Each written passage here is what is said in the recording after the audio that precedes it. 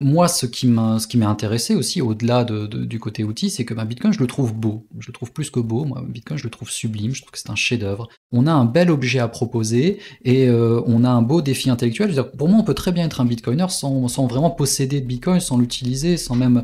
il suffit de se laisser envoûter par l'objet. Bonjour à tous, bienvenue dans ce nouvel épisode des podcasts de Contrepoint.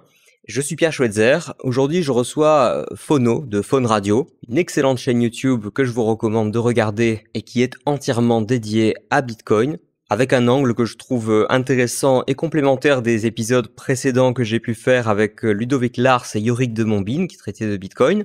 Je vous mettrai quand même le lien en référence de ces deux autres épisodes parce que justement on n'y redit pas les mêmes choses et ce qui a été dit en 2020 puis en 2022 avec Ludovic et Yorick me semble toujours d'actualité. Et dans cet entretien avec Phono, on va parler de l'approche de Bitcoin par des non-libéraux, parce que même si à titre personnel, et je sais pas pour vous les auditeurs, mais ça m'a toujours semblé assez évident que Bitcoin était un projet qui avait tout pour être libéral dans sa conception comme dans ses ambitions, mais apparemment c'est pas forcément le cas pour tout le monde. Donc comme j'ai entendu beaucoup de choses intéressantes sur la chaîne de Phone, et j'ai souhaité le rencontrer et discuter avec lui. Et vraiment, c'est une discussion, à mon avis, très agréable, très intéressante. Donc j'espère vraiment que vous l'apprécierez. Si c'est le cas, n'hésitez pas à nous faire un retour. Sans plus attendre, je vous laisse découvrir l'épisode et je vous retrouve juste après.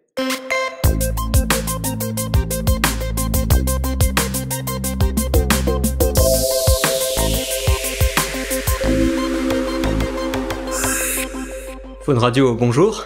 Bonjour. Alors, il faut t'appeler Phone, Phono. Voilà, j'ai plusieurs alias. Tu peux m'appeler Phono ici. Bonjour. Phono, d'accord.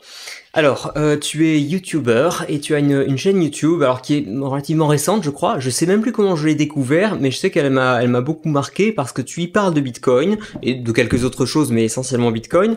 Mais alors sous un angle assez différent de ce qu'on trouve habituellement. C'est-à-dire, tu parles pas du prix, tu parles même pas beaucoup de l'économie de Bitcoin. Tu parles plutôt des aspects politiques et philosophiques de Bitcoin dans des formats. Alors, ça dépend. Tu as des lives, mais moi je te retiens plutôt pour les formats assez structurés et très jolis à regarder. D'ailleurs, ça, tu as un style particulier, mais Merci. Bon, c'est difficile de le décrire à l'écran. Dessus, voilà, mais disons que les vidéos de style un peu hypnotique se regardent très agréablement. Donc voilà, je conseille aux auditeurs d'aller voir ça. Et voilà, je voulais te recevoir aujourd'hui parce que tu vas nous indiquer un peu quel est ton profil, comment tu as découvert Bitcoin, mais je dirais que t'es pas forcément le profil type qu'on s'imagine ou qu'on connaît nous dans les sphères les plus libérales, c'est-à-dire t'étais pas forcément à la base déjà un geek libéral pour qui c'était une évidence que Bitcoin, hop, ça collait déjà à toutes tes idées. Alors qu'est-ce qui t'a amené dans ton parcours à t'intéresser à Bitcoin et pourquoi peut-être lancé carrément dans une chaîne qui proposait du contenu? La rencontre avec Bitcoin, c'est toujours un grand moment. Moi, c'était courant 2017. J'étais dans une quête alors d'enrichissement personnel.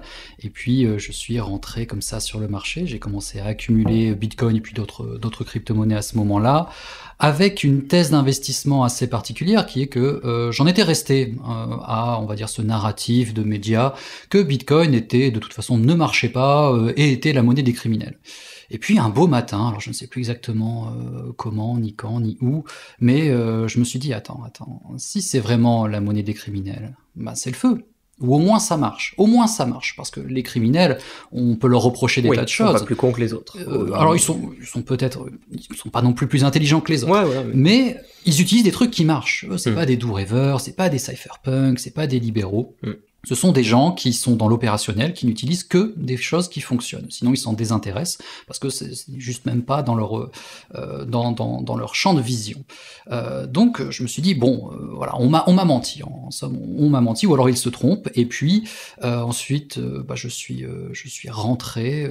J'ai commencé à m'informer. J'ai commencé d'abord à acheter. Alors, on était sur une fin de marché très haussier en 2017, donc c'était facile, quoi que tu achètes, les prix se multipliaient, enfin le portefeuille avait une courbe parabolique, et puis 2018 où là on a eu une explosion de bulles, et puis les cours se sont effacés, ainsi que mon portefeuille avec, et nous sommes rentrés donc dans ce fameux bear market, ce fameux marché baissier 2018-2019, qui sont des périodes, on va dire, très propices à l'introspection et aussi à l'étude et à la réflexion. Oui, parce qu'on veut pas se consoler, comment dire, c'est pas le prix qui motive, donc dans ces cas-là, si on garde son sac de Bitcoin, il vaut mieux y trouver un autre intérêt. Exactement, faut bien puisque ça ne bouge pas, il faut bien se bouger un petit peu les neurones, et donc j'ai commencé à me documenter plus avant.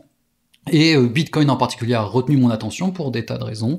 Je suis tombé sur des textes, sur des livres. Alors celui que je cite tout le temps, si vous me connaissez, c'est vraiment pas une surprise, c'est le livre Bitcoin, la monnaie acéphale de Jacques Favier et d'Ali Takal-Bataille, à partir duquel, on va dire, je me suis structuré, structuré intellectuellement, et j'ai voulu ensuite créer moi-même un petit peu des idées, et puis transmettre cette vision assez particulière qui, comme tu l'as rappelé, est une vision assez niche de l'objet sur ma chaîne. Si tu as fait ça, c'est parce que tu ne trouvais pas ailleurs dans le YouTube francophone, du moins, parce que je pense que ça se fait peut-être plus en anglais, mais dans le YouTube francophone, tu ne trouvais pas des formats qui montraient ce que toi tu voulais montrer de Bitcoin?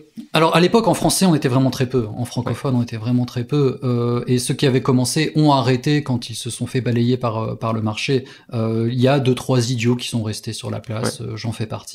Et donc à l'époque, je travaillais, j'intervenais surtout sur des forums. Puis j'ai passé le pas un jour, je me suis dit bon, je vais arrêter comme ça d'écrire, je vais arrêter de faire un forum, mon journal intime, et je vais créer mon propre média. Et c'est un des miracles de notre époque, c'est la beauté d'Internet. On peut créer soi-même assez rapidement son propre média. Voilà. D'accord. D'abord, peut-être pourquoi Bitcoin par rapport à d'autres crypto-monnaies? Parce qu'au départ, tu m'as dit, enfin, ta motivation, c'était plus l'enrichissement, tout bêtement. Donc ensuite, t'es venu pour l'enrichissement, t'es resté pour la philosophie. Mais alors, pourquoi Bitcoin? Ouais, t'as vu, c'est un bon slogan marketing. Venez pour l'enrichissement, ne devenez pas riche, mais restez pour la philosophie. Alors, pourquoi Bitcoin et pas les autres? D'abord parce que j'ai toujours pas épuisé le sujet de Bitcoin. Alors d'abord, peut-être pourquoi Bitcoin? Pourquoi suis-je resté intellectuellement sur Bitcoin? Vraiment, ce qui m'a happé, on va dire, dans la crypto-monnaie Bitcoin, qui est quand même celle qui, étant la figure de proue, on va dire, de tout le paysage crypto-monétaire, est celle qui a été le plus attaquée. Oui. Et moi, c'est l'étalon à partir duquel on juge toutes les autres. Parce que c'était la première, de toute façon. Parce que elle a des tas de particularismes, donc il faut sur lequel on pourra revenir. Moi, j'ai été très très vite frappé par le monde, par l'abîme qu'il y avait dans la qualité entre la qualité des discours pro-Bitcoin, donc celle qui est arrivée en explication ou en défense de Bitcoin, et de l'autre côté la médiocrité du discours anti-critique envers Bitcoin. Et ça m'a mis la puce à l'oreille. Là, je me suis dit quand même, il y a un côté qui, au moins, est plus besogneux que l'autre côté, et donc il faut tendre l'oreille, il faut comme ça se dire que instinctivement je voyais bien qui avait pas tort ou raison, parce que faut pas présenter les choses comme ça, mais au moins qui mettait le plus d'élégance intellectuelle. Et ça, c'est un critère qui est important pour moi. Et ensuite c'est tout bête, mais je l'ai utilisé. J'ai eu des bitcoins. Très vite, j'ai été intégré dans des communautés qui utilisaient Bitcoin et d'autres crypto-monnaies. D'ailleurs, eux n'étaient vraiment pas ce qu'on appelle maintenant des maximalistes, ce qu'on appelait déjà aussi à l'époque des maximalistes. Une fois qu'on utilise un outil et qui nous convient, qu'on se dit que quand même cet outil il est vachement chouette, on ne le lâche pas, on le garde, on continue à l'utiliser. Je suis tout à fait d'accord, mais alors ça m'étonne un peu parce que bon, moi c'est pas pour parler de moi, mais mon expérience c'est que justement j'ai commencé à un peu l'utiliser, parce que comme j'en parlais, je me disais il faut quand même savoir un peu de quoi on parle, donc je l'utilise. Mais franchement, au quotidien, pour moi, c'est ni le moyen le plus pratique, ni privilégié de faire mes transactions. Je vois pas pourquoi je l'utiliserais comme ça au quotidien. Et encore, bon, c'est toujours pareil, on est en France, on a un système bancaire qui fonctionne à peu près correctement, etc. Donc concrètement, allez, je vais reprendre la grosse tarte à la crème, mais si t'avais rien à cacher en termes de transactions ou trucs comme ça, pourquoi, qu'est-ce qui te plaisait dans le fait d'utiliser Bitcoin? Mais en fait, tout simplement parce que c'était des communautés. Alors, Bitcoin n'est pas encore ou est difficilement ce qu'on appelle une coffee money, c'est-à-dire quelque chose qui nous sert. Alors en France, on aime bien dire qu'on achète sa baguette de pain avec, Oui, comme si c'était ça la finalité de la valeur. Bitcoin est né et s'est déployé sur Internet. C'est la monnaie d'Internet.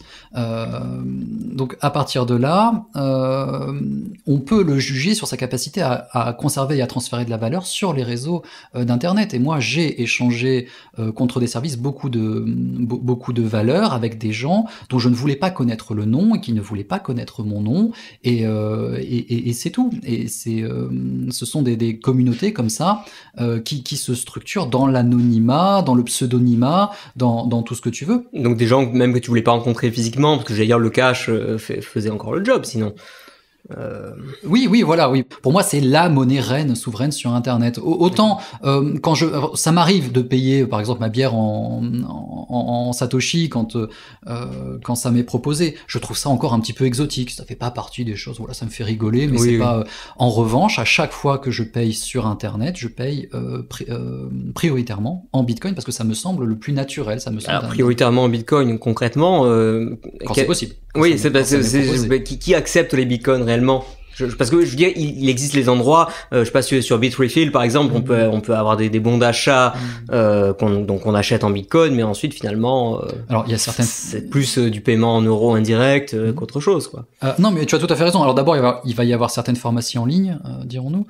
Ensuite, il y a quelques services tout de même de plus en plus, comme par exemple des services de téléchargement, alors qui sont assez shady, qui sont assez dans l'ombre, des VPN aussi, mais et puis primairement, ça reste du pair à pair. Ça reste surtout fait pour les paiements pair à pair. Et je connais des gens dont j'achète certains, ou alors même, j'allais dire, j'achète des services, mais même pas, dont on peut transférer de la valeur pour par exemple faire des cadeaux, des choses toutes bêtes comme ça, acheter des services ou faire des cadeaux en pair à pair. Moi, j'ai eu la chance de rencontrer dans mon parcours assez vite des gens qui voulaient échanger de la valeur pour des tas de raisons. Une fois que je l'ai fait, une fois que j'avais cet outil dans ma panoplie, je n'ai trouvé aucune raison objective ni valable de m'en défaire.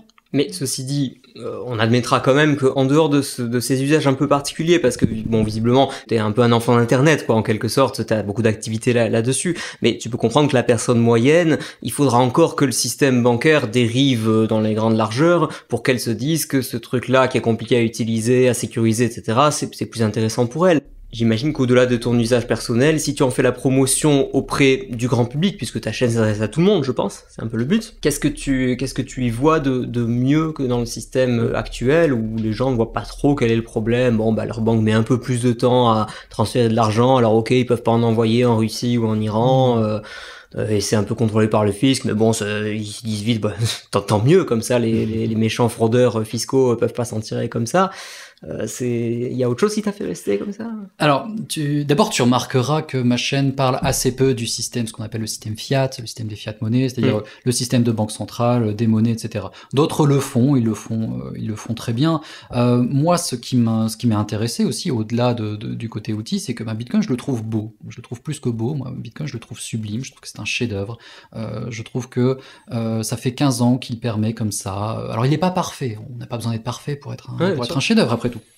Mais cela fait 15 ans qu'il permet souverainement de détenir et de transférer de la valeur en pair à pair à partir d'un ensemble d'éléments. C'est la réunion d'un ensemble d'éléments qui sont très différents, très disparates, tous très importants, et pourtant qui aucun d'entre eux, ne contient l'ensemble de Bitcoin. Bitcoin n'est jamais réductible à un seul. Oui, c'est ni les mineurs, ni les utilisateurs, ni les développeurs, etc. Et c'est ni les maths, et c'est ni seulement les maths, et c'est ni seulement la communauté, c'est ni seulement une monnaie, c'est ni seulement une horloge, c'est ni seulement une base de données, c'est tout ça à la fois. Et ça, tout bêtement, je le trouve beau. Et donc intéressant sur le plan intellectuel. Très stimulant. Alors, Bitcoin est de loin l'objet le plus stimulant intellectuellement qui m'était été donné de rencontrer. Il y a deux choses qui ont été le moteur de ma chaîne. D'abord, c'est cette beauté que je viens un petit peu d'expliquer, sur lequel on aura l'occasion de revenir, j'en suis sûr.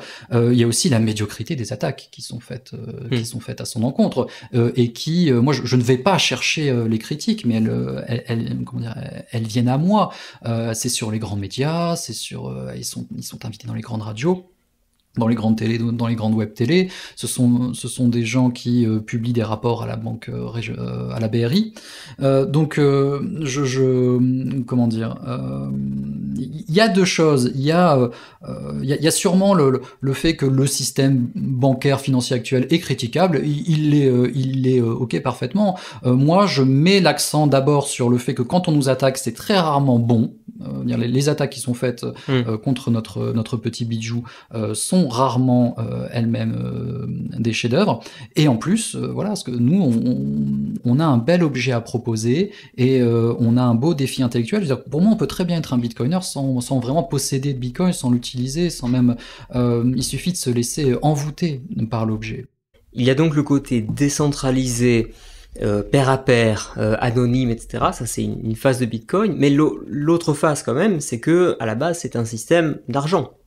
C'est un système de monnaie. Pour quelqu'un qui venait pas particulièrement, si je comprends bien, d'un milieu libéral, d'une philosophie libérale, ou même de l'économie en général, enfin, je sais pas si tu avais fait de l'économie avant, mais voilà, souvent c'est ça aussi qui peut sembler bizarre, voire rebutant à d'autres. Comment quelque chose comme ça, qui est totalement abstrait, qui a même pas l'onction d'une quelconque autorité, etc., peut avoir de la valeur. Ça peut sembler curieux que justement des geeks puceaux qui ont miné du Bitcoin à partir de 2010 se retrouvent millionnaires, milliardaire sans avoir rien fait. Je pense que tu peux comprendre que ça choque le grand public. Non, mais alors je comprends. Il y a beaucoup de choses qui sont déconcertantes dans Bitcoin de toute manière. Mais c'est intéressant ce que tu dis. Alors, il est vrai, je ne suis pas le plus libéral de la bande. Ça, tout le monde l'aura remarqué. Mais d'abord, il faut préciser qu'on est tous des tas de choses avant d'être des Bitcoiners.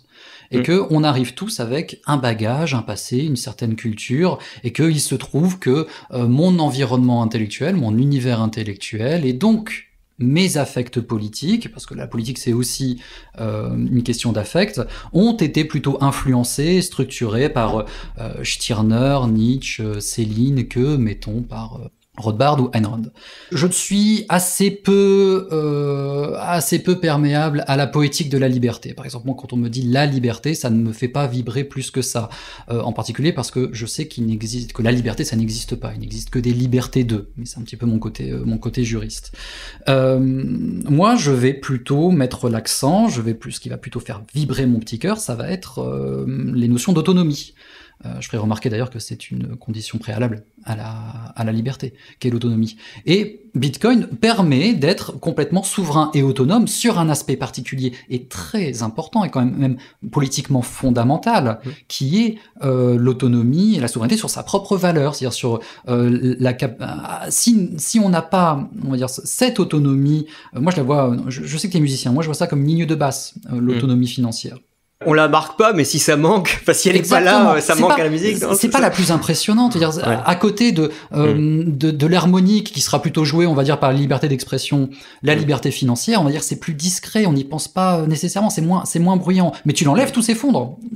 Quand tu l'enlèves, tout s'effondre. Et en réalité, si on comprend la démocratie comme étant la capacité de tout à chacun d'avoir une influence directe et effective sur le monde qui l'entoure, là, l'autonomie financière, c'est l'étape 0, c'est même pas l'étape 1, c'est l'étape 0 de cette autonomie.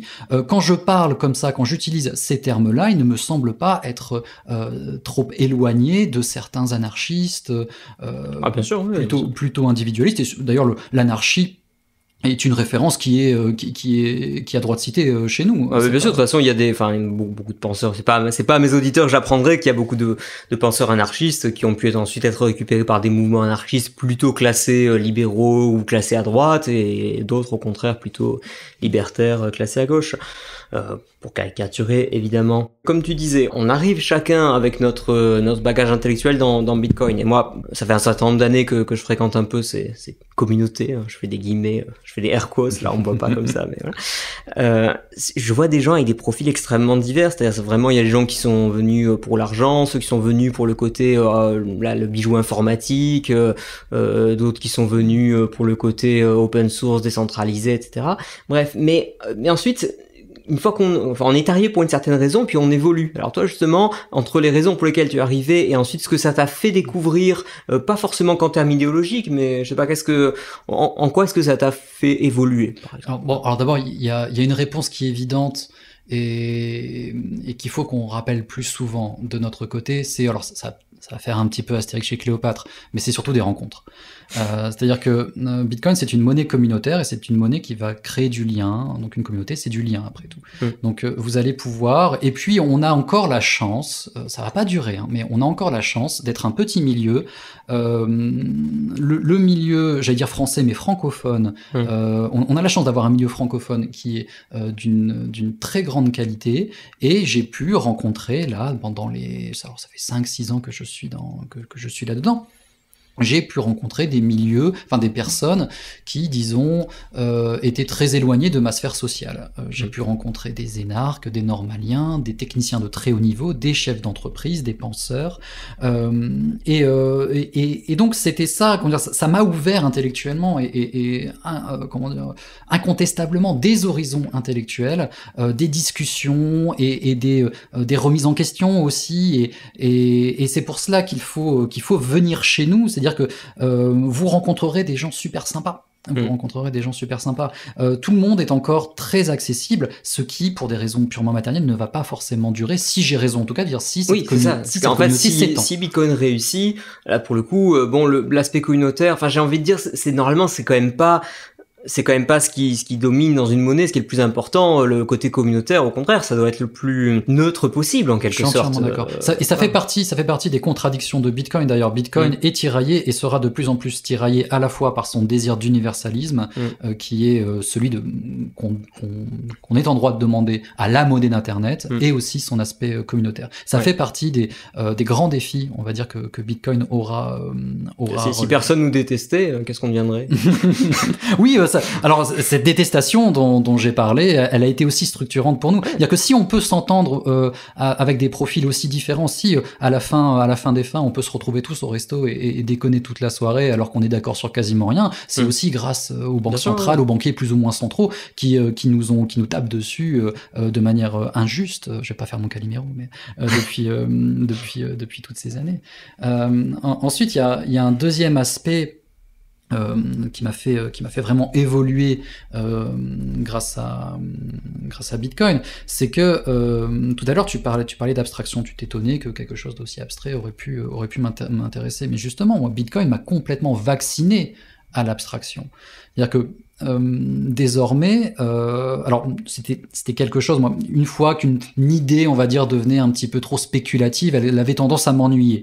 Depuis Bitcoin, j'ai un super rasoir d'Occam dans ma panoplie, c'est que si ça n'a pas, si ton projet, ton idée, ton concept, n'importe quoi n'a pas la moitié du quart de la tangibilité de Bitcoin à un stade de développement comparable, eh bien cette idée ne m'intéresse pas. C'est-à-dire que Bitcoin, c'est extraordinairement concret. Bitcoin, c'est extraordinairement tangible dans sa sphère d'influence privilégiée qui est le numérique, Internet, etc. Oui, c'est-à-dire qu'il y a du code, il y a des mineurs qui font du minage, tout ça est très... Voilà, ça existe et ça tourne sans interruption depuis 10 ans. Donc là, en fait, ce que tu critiques en creux, ou pas en creux d'ailleurs, ce sont un peu les projets de nouveaux tokens qui va sortir pour pouvoir faire ceci, cela ou je sais pas quoi, mais sauf que... Alors ça va au-delà de ça, c'est que même les projets de société, les projets de mise en commun de n'importe quoi, je sais pas, le projet de nouvelle institution, mettons, Bitcoin c'est une institution. Oui. Bitcoin c'est une institution au sens, vraiment au sens le plus sociologique, c'est-à-dire c'est une structure, disons, qui s'extrait des hommes et qui va produire, qui va émaner de l'autorité. L'autorité, encore une fois, on parle pas du casque à sangle, hein, on parle de l'autorité au sens sociologique, c'est-à-dire un objet, on dirait c'est un phénomène qui est capable de régir les interactions entre les individus sans que ces individus interagissent entre eux. C'est ça la définition sociologique d'une autorité. Bitcoin est une institution qui produit, qui émane de cette autorité et qui a permis de faire émaner d'abord, en premier lieu, évidemment, une communauté très spécifique, mais aussi une nouvelle économie, une nouvelle façon de penser, une économie très spécifique qui est celle du minage, etc. Je peux encore égrener de tout ce qui a été induit par Bitcoin, et évidemment le meilleur reste à venir. C'est que le Bitcoin va encore, en mon sens, hein, si j'ai raison, transformer profondément beaucoup de pans de la société, pas forcément tous, mais beaucoup. Pour les gens qui viendraient à s'intéresser à Bitcoin et qui seraient pas spécialement familiers avec les idées économiques et en particulier avec les idées libérales, est-ce qu'il y a pas quand même, est-ce qu'on ressent pas une espèce de tyrannie des théories monétaires, de monnaie saine qu'on retrouve chez les libéraux en général et chez les Autrichiens tout spécialement? Est-ce que ça finit pas quand même par être un repoussoir pour les gens qui sont un peu pour la redistribution, pour la monnaie affectée à tel ou tel usage plutôt qu'à tel autre, parce que là quand même on est vraiment dans Bitcoin, ça imite l'or quoi quasiment. Alors oui, alors d'abord, en effet, il y a une école économique, on va pas se cacher derrière notre petit doigt, on parle évidemment de l'école économique autrichienne, qui s'impose, qui est présentée comme l'école privilégiée de la réflexion économique autour de Bitcoin. Bon, moi, quand on me fait ces démonstrations-là, j'écoute poliment, mais encore une fois, l'impact de Bitcoin sur la société, il reste pas incertain dans le sens où il va impacter la société, mais dont les modalités sont particulièrement incertaines. Et d'ailleurs, tous ces économistes, tu en as reçu un, tu as reçu par exemple Yorick de Montbine à ton micro, et tous les économistes de bonne foi qui travaillent sur ces questions admettront très tranquillement, j'en suis sûr, que d'ici 10 ans, nous relirons nos analyses et nos prédictions par rapport à Bitcoin et on rira de notre naïveté, on rira de voir à quel point rien ne s'est passé comme prévu et encore heureux. Donc il y a en effet pour des raisons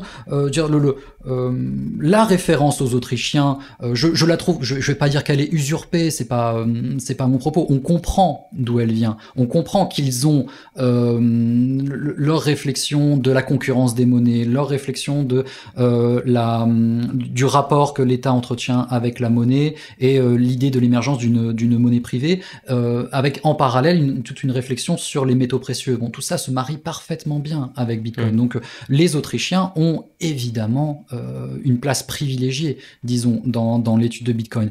En mon sens, ce n'est pas la seule qui peut avoir droit de citer. Je n'ai pas nécessairement d'exemple précis, mais disons que une doctrine philosophique qui met l'autonomie personnelle qui peut d'ailleurs se diffuser et puis se créer pour créer une autonomie de groupe, ces doctrines politiques-là, elles ont des tas de choses à aller chercher dans Bitcoin. Elles ne le font pas encore beaucoup, mais elles ont des tas de choses. Oui, d'ailleurs, je sais que dans un certain nombre de vidéos, tu dis à plusieurs reprises, c'est bizarre que la gauche s'intéresse pas à Bitcoin autrement que pour dire que ça pollue et que c'est pour les méchants criminels et autres pédonazis dont Internet regorge. Mais d'ailleurs, Yorick de Montbine à ton micro s'étonnait à quel point les libéraux ne s'emparent pas de Bitcoin. Oui, c'est vrai. Moi, je m'étonne de la même manière que les libertaires ne s'en emparent pas pour des raisons assez simples. D'abord, Bitcoin c'est un outil critique. c'est un superbe outil critique envers le système qui normalement, quand tu as une certaine radicalité, tu n'es pas là pour le défendre. C'est pas c'est pas le. En tout cas, ça nous oblige en tout cas à le remettre, à le mettre un peu au défi, quoi. Absolument, ça se challenge, ça va challenger le système. Donc on a comme ça un outil critique, et puis il faut voir qui ça emmerde notre petite affaire. Oui. Il faut voir qui on a devant nous. Devant nous, on a surtout des gens qui ont le pouvoir, des gens de banque centrale, des banquiers plus ou moins centraux, la BRI, Christine Lagarde, qu'en sais-je encore, des économistes toujours très installés. Donc ça devrait leur mettre la puce à l'oreille, ça, un petit peu à ces punks sur ça. Ensuite, intellectuellement, on va dire, Bitcoin te permet de penser une structure, une institution qui vient ex nihilo. Ça aussi, c'est fascinant. C'est que Bitcoin, ça vient de nulle part. Alors, ça vient d'un long héritage, on va dire, mais en lui-même, c'est Satoshi Nakamoto qui un jour vient, dit bon, j'ai créé une monnaie. Oui, voilà. Ça nous est un peu tombé du ciel comme ça. Et d'ailleurs, c'est ça qui est le côté non reproductible. C'est que on peut pas avoir quelque chose maintenant avec quelqu'un qui arriverait à masquer son identité. Mais de ce point de vue, Bitcoin est la plus fiat luxe de toutes les fiat monnaies. C'est vraiment une monnaie, c'est voilà, bam, ça existe, ça a de la valeur, faites-en deal with it. Voilà, c'est cela. Et puis ça le fait avec un souci de l'acéphalité, de l'horizontalité, encore une fois de l'autonomie. Je suis désolé, je le répète, mais c'est on va dire que c'est quand même quelque chose qui devrait intéresser ça. L'autonomie, ce n'est pas un vain mot pour les anarchistes, par exemple, pour les libertaires.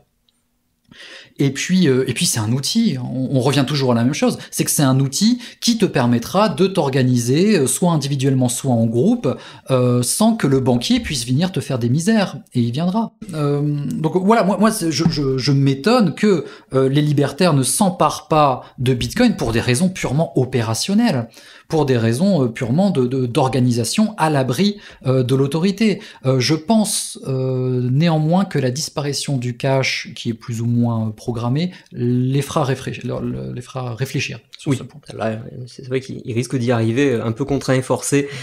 Quand tu dis que Bitcoin va changer radicalement beaucoup d'aspects de la société, est-ce que tu peux être un peu plus concret? Parce qu'on comprend le côté autonomie financière, donc capacité à s'organiser sans avoir l'aval des banques, etc. Mais enfin, la société, c'est pas que la monnaie, il y a aussi tout le système juridique, et je crois que tu as une formation de juriste, donc je vais pas te l'apprendre. Il y a tout le système juridique qui va dessus. Comment est-ce que tout ça peut s'articuler autour de Bitcoin? Qu'est-ce que ça pourrait faire changer concrètement dans nos relations sociales? Alors, d'abord, je pense très concrètement que quand on utilise Bitcoin, quelque chose change en nous.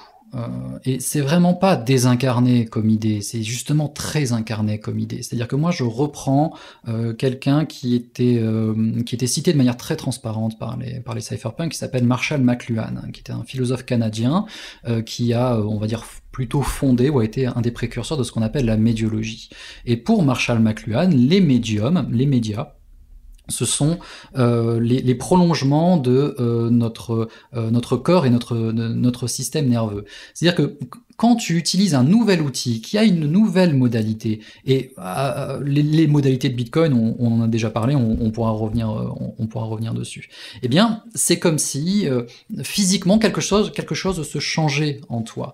Et dans une époque où le numérique devient vraiment on arrive comme ça à l'aboutissement de un peu tous ces thèmes de littérature et de cinéma très cyberpunk, de fusion cybernétique de l'homme et de la machine. Donc des thèmes qu'on retrouve dans Ghost in the Shell, Solaris, chez Cronenberg aussi. Une fois que, je veux dire, mettez votre smartphone, je prends un exemple tout simple, quand on enlève à quelqu'un son smartphone, il se sent physiquement en manque. C'est-à-dire que c'est comme si on lui avait amputé quelque chose. Donc on a ce nouveau rapport-là au numérique dans une société qui se numérise de plus en plus et dont la sphère numérique devient quasiment la principale pour bien des aspects. Bon, dans ce monde en particulier, on avait un tiers de confiance, on était obligé de passer par un tiers de confiance. On n'est plus obligé de le faire. Voilà. Alors je n'ai pas de réponse précise sur comment est-ce que ça va exactement tout changer, mais je pense que fondamentalement c'est tout bêtement un changement de paradigme. Pour le meilleur, pour le pire, en mon sens, je suis quasiment sûr que ça sera pour le meilleur. Mais voilà un élément qui va tout changer, qui rase la table, qui fait table rase. On fait table rase du tiers de confiance, qui très souvent usurpait d'ailleurs cette confiance. Oui, évidemment, ce sont des thèmes qui parleront à nos auditeurs, c'est tous les abus qu'ont pu commettre les gouvernants dès qu'ils ont le contrôle de la monnaie. On nous en a trop fait. On en a trop fait. Et quand je dis les gouvernements, d'ailleurs, c'est aussi les banques, mais généralement les banques à travers, enfin les banques n'ont d'impact sur nous que dans la mesure où le gouvernement peut les contraindre à nous piquer notre argent ou à nous obliger à faire ceci, cela, les banques peuvent etc. aussi, les banques en tant qu'institutions pluriséculaires peuvent aussi contraindre les gouvernements quand ils le décident. Il y a ça aussi, oui, effectivement, il y a ça aussi. D'accord. À ton avis, qu'est-ce que le grand public comprend le moins bien à propos de Bitcoin? Parce que pour toi, justement, qui a lu beaucoup d'articles et d'arguments anti-Bitcoin, qui a même fait une série que je recommande aux auditeurs et je la mettrai en lien, qui s'appelle « Je détruis un anti-Bitcoin ». Alors, c'est marqué en majuscule. Alors, j'ai détruit un article anti-Bitcoin. Je laisse les anti-Bitcoiners, mais leurs articles, par exemple, mais j'aime bien le ton un peu. Il y a un petit côté défouloir, mais bien fait, qui me parle bien. Je le confesse. Mais, on se fait un peu plaisir, mais c'est argumenté comme ça, très bien argumenté. Et donc toi justement qui a pratiqué cet exercice, à ton avis, qu'est-ce que les gens comprennent le moins bien?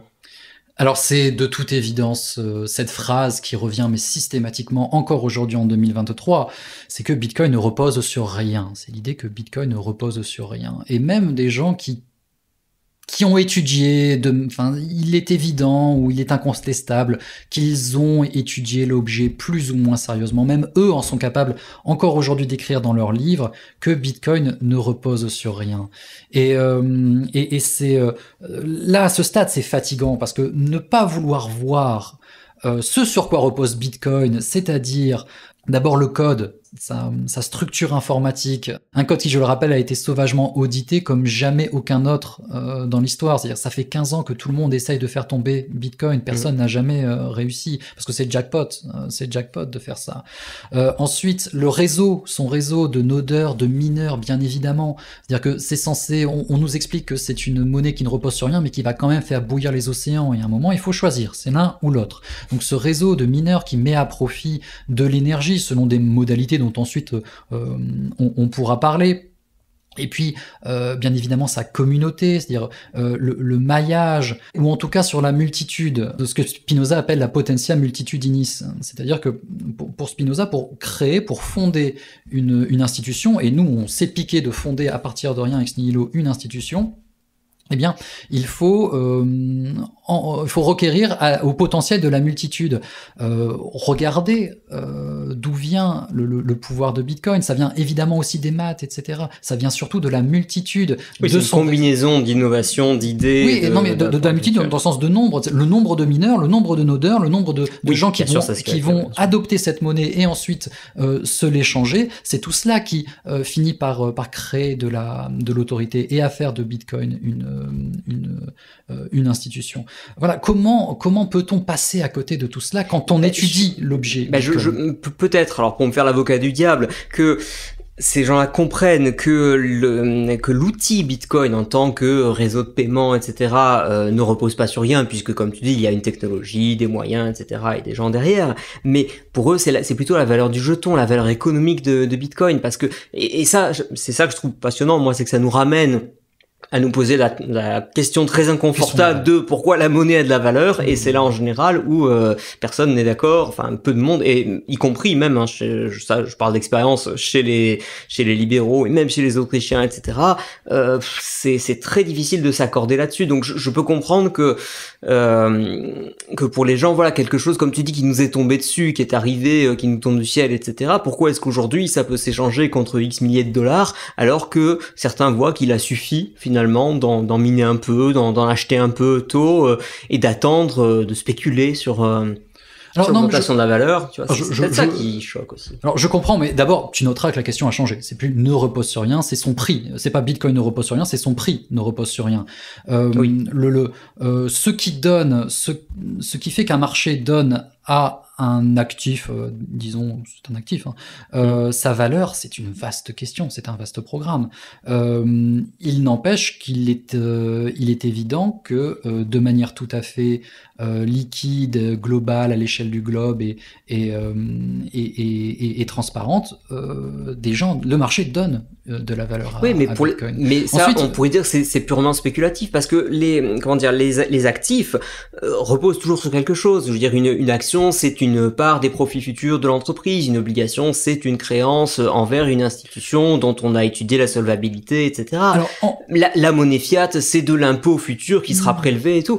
Et Bitcoin, ça sort de nulle part, quoi. On pourrait dire, il y a des tas de réponses possibles à cette question. Vraiment, il nous faudrait un podcast tout entier. Mais on pourrait dire en dernière analyse que c'est la foi que les gens ont en Bitcoin qui leur permet d'acheter, qui leur fait acheter du Bitcoin et donc soutenir le cours. On me répondra que c'est bien faible. Je répondrai que c'est mal analysé la puissance de ce phénomène qu'on appelle la foi. Je veux dire, si les gens ont foi dans Bitcoin, ça peut être pour des tas de raisons qui les regardent, mais ça, à la fin, ça nous fait tout de même un faisceau qui n'est pas complètement irrationnel. Je veux dire, c'est tout ce qu'on a cité, c'est le code, c'est tous les réseaux, l'énergie qui est mise à profit, c'est la beauté de nos analyses aussi. L'élégance de notre outil. Quand on a tous ces éléments en tête, si Bitcoin ne repose sur rien, eh bien moi j'en veux plus de ce rien. Oui, ça d'ailleurs, là, c'est une contradiction qui t'aura pas échappé, c'est que les économistes bien accrédités nous expliquent à la fois que ça n'a aucune valeur et donc c'est dangereux que les gens y croient et lui donnent de la valeur, mais à la limite, quand on leur dit en quoi ça vous gêne si des idiots ont envie de perdre leur argent, c'est qu'ils finissent par dire oui, mais c'est que si ça a trop de valeur, ça menace notre système financier, absolument, etc. Mais ça fait partie de toutes les contradictions qui sont insupportables à repérer ou à mettre en évidence chez ce qu'on appelle chez nous les no-coiners. C'est aussi cette idée que nous sommes insignifiants, que nous sommes voués à disparaître, toujours à très court terme en plus. Moi, depuis que je suis arrivé, l'an prochain, on me dit que je n'existerai plus l'an prochain. Que nous sommes insignifiants, mais que nous sommes quand même un danger pour la stabilité de la planète. Il y a un moment, c'est exactement comme quand on nous dit que nous ne reposons sur rien, mais que nous allons quand même faire bouillir les océans. Faites un choix. Vous ne pouvez pas tout avoir en termes de critique. Bien sûr. Qu'est-ce que tu penses aussi de l'argument qui est souvent avancé et parfois de bonne foi, en tout cas moi je le laisse le bénéfice de la bonne foi, sur la protection des investisseurs, la protection des gens. Finalement, si je regarde objectivement Bitcoin, je peux me dire que quand j'en vois en particulier qui s'en empare sur les trucs les plus accessibles que sont YouTube, TikTok, etc. C'est quand même extrêmement facile de se faire arnaquer autour du Bitcoin. Donc je veux dire de dire à des gens qui comprennent rien en matière d'arnaque en général et financière en particulier, les laisser comme ça se faire plumer parce qu'ils se feront probablement plumer. Il y a peut-être un argument qui peut s'entendre là aussi. Alors il y a plusieurs éléments. D'abord, est-ce qu'on parle de Bitcoin ou des cryptos ? En général, les arnaques elles se font autour des cryptos et non pas de Bitcoin. C'est-à-dire qu'on a créé la nouvelle mais ils entretiennent pas mal l'ambiguïté aussi. Il y a évidemment comme tout bon arnaqueur, ils entretiennent l'ambiguïté parce que c'est ça la fondation de leur démarche commerciale, dirons-nous.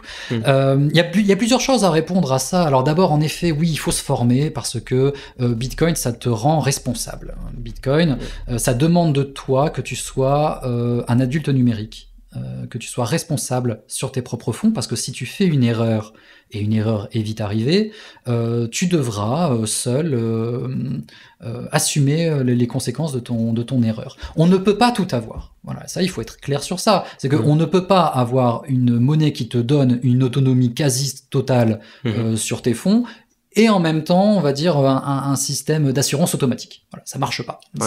Donc il faut faire un choix. Ensuite, sur la question, on va dire ce grief des no-coiners de nous dire que oui, mais on va laisser les gens comme ça se faire attraper par des... J'ai envie de dire, mais attendez, c'est vous qui nous avez foutus dans le ghetto.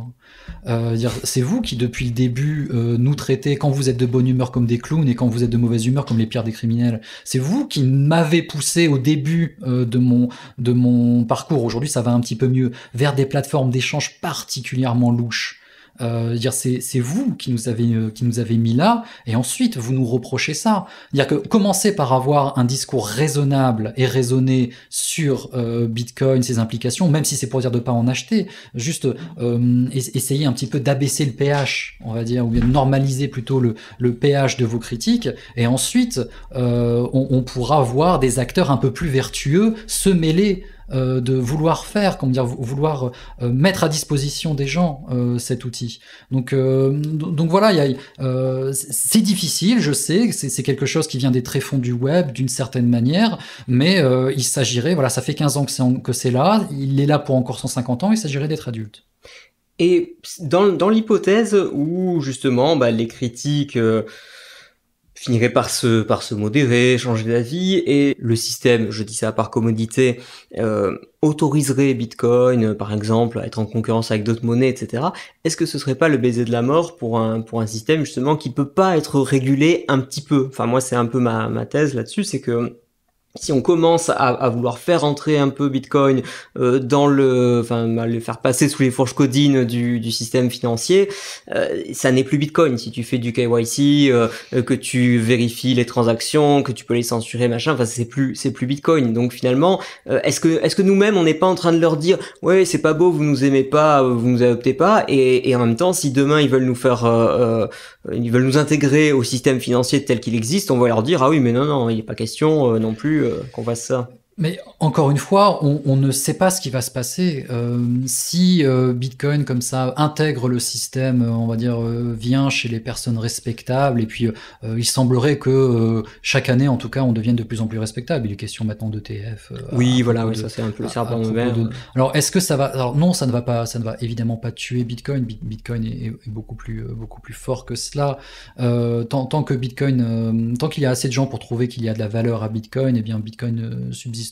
Il me semble, enfin je ne sais, non, je n'ai pas de réponse à cela. Pour moi, on tombe là maintenant encore un petit peu trop dans le spéculatif. Oui, non, c'est ça, mais je comprends tout à fait. Je te pose la question, je sais bien qu'il n'y a pas de réponse. Oui, voilà, il y a pas de. J'adorerais avoir une réponse toute faite, et je sais qu'il y a beaucoup de gens qui vont être très heureux de te donner une réponse toute faite à partir de. Et je les écoute volontiers. Spéculation. Voilà, ce n'est pas moi. Voilà, je n'y risquerai pas. Je comprends tout à fait. J'ai remarqué en particulier dans tes vidéos, il y en a une qui démontait le documentaire Hold Up, qui était, semble-t-il, quand même un modèle de complotisme, vraiment avec toutes les tartes à la crème du complotisme. Voilà, c'est du complotisme chimiquement pur. Mais justement, comme tous les complotismes chimiquement purs, il y a quand même quelques éléments de vérité qui sont montés en épingle, etc. Et ça m'a fait penser à une chose. Est-ce que finalement, quand on nous écoute, nous, bitcoiners, / libéraux, pour ce qui est de mes auditeurs en tout cas, quand on nous écoute dire toutes les banques centrales du monde entier se trompent, tous les États ont tort dans leur manière de gérer la monnaie, etc. Bref, ils nous détestent tous et ils nous gouvernent selon leurs intérêts, pas les nôtres. En quoi est-ce que c'est pas complotiste de dire ça? Enfin, qu'est-ce que tu répondrais à ça? Alors, bon, d'abord, il y a quand même des griefs qui me semblent assez légitimes envers le système. On va appeler ça le système pour faire simple, même si peut-être que toi et moi, on sera pas d'accord exactement sur ce que représente le système.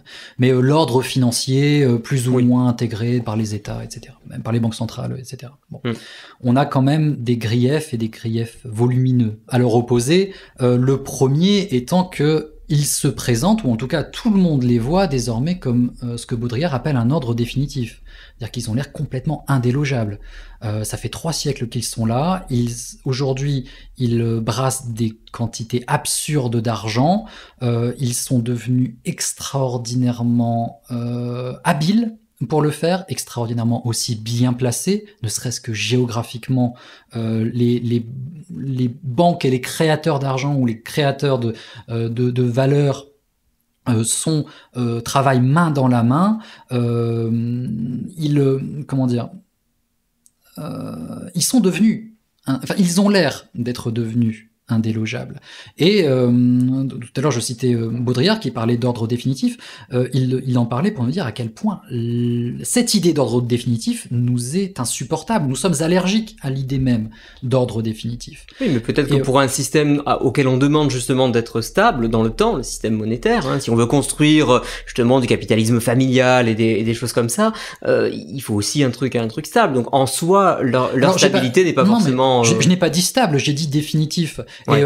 Et très régulièrement d'ailleurs, cet ordre définitif, on va dire, en tout cas, c'est cette intrication d'institutions qui ne sont grandes que parce qu'on est à genoux, pour utiliser une formule un petit peu éculée. Périodiquement, symboliquement, elles perdent de leur superbe. Alors, en 2001, en 2008 et en 2020, par exemple, on se rend compte que ils se piquent de gérer le monde. Ils n'ont pas l'air de le faire avec toutes les qualités qu'on leur prête. Donc, à partir de là, d'abord, on n'a pas besoin d'une vision complotiste pour constater que ces institutions se sont forgées les unes par rapport aux autres et sont maintenant possèdent un pouvoir qui leur est quasiment impossible de leur enlever. Il me semble même que c'est un petit peu l'aboutissement d'une certaine pensée hayekienne quand il dit qu'il va falloir... Attention à ce que tu vas dire là, attention. Qu'il va falloir reprendre, je fais très attention, qu'il va falloir reprendre l'état des mains de la monnaie par un moyen détourné. Ah oui, d'accord. Ce moyen détourné, ça peut être Bitcoin. Alors là, je cite Yorick de Montbin. Alors il me semble que il me semble que c'est bon. Alors c'est lui mon référent en économie autrichienne, tu sais bien. Donc, on n'a pas besoin de complot pour pouvoir noter à quel point ces institutions ont un pouvoir absurde et on peut-être, on ne sait pas, mais on peut être usurpé au moins une partie de ce pouvoir. Mais ensuite, au-delà de cela, le raisonnement complotiste, c'est avant tout l'adhésion en une monocause. C'est être persuadé que le monde est régi par une cause, une seule, le complot qu'ils ont choisi. Alors ça peut être les Illuminati, les extraterrestres, ou en général c'est la CIA. Bon. Et pour nous, est-ce que c'est pas les monnaies fiat qui sont la source de tous les maux? Alors c'est quelque chose que je peux reprocher assez régulièrement à la communauté, c'est-à-dire d'avoir le système de monnaie fiat comme monocause. Et les raisonnements monocausaux sont toujours mononeuronaux. Ça fait partie des lignes de base, on va dire, de ma réflexion. Une fois qu'on embrasse l'idée que tous les phénomènes sont à la fois pluricausaux et soumis au hasard, au chaos du hasard, ou au hasard du chaos, on devient vacciné contre le raisonnement complotiste. Donc voilà, à partir de là, moi j'ai aucun souci à avoir à articuler des critiques radicales de certains systèmes sans pour autant en mon sens prêter le flanc à l'accusation de complotisme. De toute façon, il faut être clair, pour moi, on ne peut pas être bitcoiner et complotiste. C'est impossible d'être bitcoiner. C'est impossible. C'est formellement impossible. Je pense que j'aurais peut-être pas besoin de chercher bien loin, me semble-t-il, chez les bitcoiners, même ceux qu'on trouve sur internet ou quoi, pour trouver des complotistes. Mais après, je sais pas, je me fais peut-être une idée. Non, mais alors ce sont des complotistes qui ne sont pas allés au bout de leur raisonnement, parce que comme je le disais juste avant, le complotisme en particulier, ça fait partie d'un de ces éléments, mais vraiment pour moi c'est l'élément central et matriciel du complotisme, c'est le raisonnement monocausal. Bon, ce raisonnement monocausal fait que le raisonnement complotiste, la méthode complotiste, dirons-nous avec des gros guillemets, elle a sa propre inertie. Elle est obligée d'aller remplir tous les zones d'ombre par sa monocause. Or, un complotiste qui découvre Bitcoin, il va finir par tomber sur la grosse zone d'ombre qui est la zone d'ombre originelle de notre bébé, qui est l'identité de Satoshi Nakamoto. Et donc, ça sera nécessairement la NSA, la CIA, les Illuminati, que sais-je encore. Ce que je décris là, c'est un pattern, on va dire, que j'observe chez tellement de complotistes. En premier lieu, Valérie Bugeaud, qui a été starifiée par le documentaire Hold Up dont on parlait juste avant. Donc je me repose sur des exemples très, très précis pour décrire ce pattern. D'accord. Quelles sont les ressources que tu conseillerais aux débutants qui connaissent pas encore Bitcoin, mais qui voudraient s'y intéresser? Alors en dehors bien sûr de ta propre chaîne dont on mettra les liens, mais alors donc tu nous as cité Yorick de Montbin, tu as cité Jacques Favier et Adlit Akalbataï. Est-ce qu'il y a d'autres noms qui te viennent à l'esprit? Est-ce qu'il y a des livres en particulier? Ouais, un certain Satoshi Nakamoto. Alors non, oui, mais il faut lire, cela dit, le white paper. Absolument. Moi, je recommande de commencer par le white paper, par le papier blanc. C'est 8 pages. C'est technique, mais un peu. C'est pas, ça va. C'est technique, oui, ça reste accessible. Ouais. Donc, commençons par là. Commencez par là. Vous verrez à quel point, comment dire, il émane une certaine élégance de ce texte qui vous frappera ou pas. Moi, ça a été le cas. Ensuite, dans un deuxième temps, c'est compliqué. Vraiment, la première et la deuxième marche, elles sont très compliquées parce que il va falloir désapprendre beaucoup de choses. Il va falloir déconstruire pas mal d'idées reçues qui nous ont été inculquées depuis notre plus jeune âge et qui sont, j'allais dire chaque jour ou presque, répétées à la télévision. Et ce travail de déconditionnement, de déconstruction, il y a un seul médium qui vous permettra de le faire, c'est la littérature. Il y a une seule temporalité, ça demande une certaine temporalité que seule la littérature peut vous offrir. Et donc là, je vous dirige vers, en effet, les articles de Ulrich de Montbine, les livres de Jacques Favier et d'Alita Takal-Bataille, les livres en francophone, on peut citer Marc Alizard, les articles aussi et les livres d'Alexandre Stachenko. Voilà, si vous voulez une bibliographie, moi je vous la on sera bien preneur en tout cas de quelques références. Moi j'aime bien mettre pour mes auditeurs, en général je mets 5-6 références, mais si tu m'en donnes 10, j'en mets 10. Alors déjà celle que l'espace est gratuit, donc voilà, ils seront contents. On les salue tous.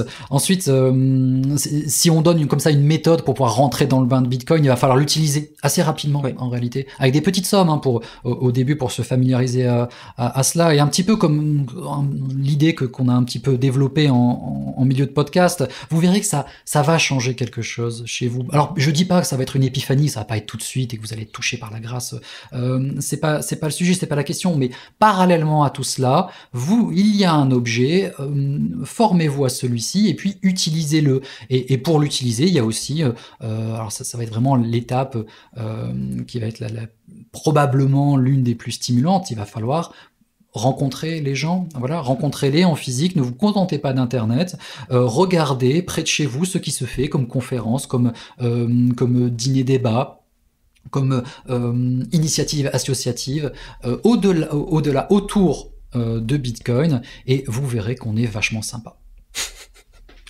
Ça marche. Alors, une dernière question par rapport à ta chaîne YouTube en particulier. Ouais. Quels sont tes projets d'évolution, de développement? Est-ce que tu imagines d'autres formats? Alors, on a lancé un format live là depuis avec quelques amis. Donc je suis en direct tous les vendredis de 20h à minuit à peu près. Avec des co-animateurs que tu ne laisses pas parler. Que je laisse peu parler, qui ont pas toujours très envie de parler aussi. Hein. Moi, Mais ils sont là en tout cas. On les salue. Ils sont là, on les salue. Et puis ils m'aident en tout cas. Tenir une antenne tout seul, c'est vraiment pas facile. Ouais, c'est quelque chose d'extraordinairement compliqué. Sinon, non, là je travaille sur la critique du livre de No Crypto d'Anastasia Adjadji. Elle va sortir très bientôt. Et puis ensuite, prochaine, je peux teaser la prochaine grosse vidéo de la chaîne. Il s'agira d'une longue vidéo où je reviendrai sur le seul livre dont vous avez besoin pour performer en finance sur les marchés, dans la bourse, en mon sens. Et ce livre, c'est le livre L'argent d'Émile Zola. Voilà, de sa donc qui est tiré directement des Rougon-Macquart. Donc c'est un petit peu le gros projet que j'ai. Donc à Warren Buffett, tu préfères Émile Zola. Ce sera... Non, mais c'est un défi. Je n'ai rien à rajouter à cette phrase. Parfait. Ok, très bien. Bon, bah merci beaucoup d'avoir répondu à notre invitation. Peut-être, allez, une dernière question aussi pour satisfaire ma curiosité. Pourquoi avoir choisi ce personnage cornu pour être au centre de tes vidéos? Il y avait une symbolique particulière ou... Alors, vraiment, au début, c'était un pur hasard. C'était qu'il fallait se créer un pseudo, parce que j'ai commencé sur un forum très particulier, qui est le forum finance de jeuxvideo.com, dont je salue les participants. Il a fallu se créer un pseudo. Je pense, j'avais vu peut-être un petit peu avant le film de Guillermo del Toro sur le labyrinthe de Pan. Ah oui. Et puis j'ai adopté, on va dire, cette imagerie. Je me suis rendu compte dans un second temps que justement ce personnage du phone incarnait une certaine animalité et aussi une certaine indépendance d'esprit qui me semblait être des qualités importantes pour faire un bon bitcoiner. Et donc on va dire que je l'ai trouvé par hasard mais gardé par amour. C'est magnifique, c'est beau. Super. Allez, merci beaucoup. Merci à tous. À bientôt. Et voilà, c'est tout pour aujourd'hui. J'espère que cet entretien vous a plu. Vous pouvez retrouver Phono sur sa chaîne YouTube et vous y retrouverez notamment un live de 3h30. Et oui, 3h30 que j'ai réalisé avec Phono le tout début octobre 2023 et où j'ai parlé justement de Bitcoin et libéralisme. Je vous rappelle par ailleurs que paradoxalement pour des gens accusés d'ultralibéralisme, nous ne sommes pas une association qui fait du profit. Donc voilà, nous vivons des dons et n'hésitez pas si vous souhaitez soutenir l'association en général ou cette émission plus spécifiquement. N'hésitez pas à nous faire un don. Nous acceptons toutes les monnaies fiat toutes pourries, mais également désormais les crypto-monnaies. Hein, on a rétabli la possibilité de faire des dons en Bitcoin et en Lightning. Pour ce faire, vous retrouverez le lien qui va bien, l'adresse Lightning notamment. Vous retrouverez tout ça dans la description de l'épisode ou dans l'article correspondant à l'épisode sur Contrepoint. Et normalement, si les mises à jour se font bien, vous retrouverez également tout ça dans toutes les sections dédiées aux dons sur le site Contrepoint. Quoi qu'il en soit, merci à tous déjà de nous écouter, de nous partager et parfois de nous envoyer vos commentaires généralement assez positifs. Mais enfin, n'hésitez pas aussi s'il y a des choses à redire à nous contacter. Vous avez les adresses en description. Quant à moi, je vous retrouve dans 2 semaines pour un nouvel épisode. À très bientôt.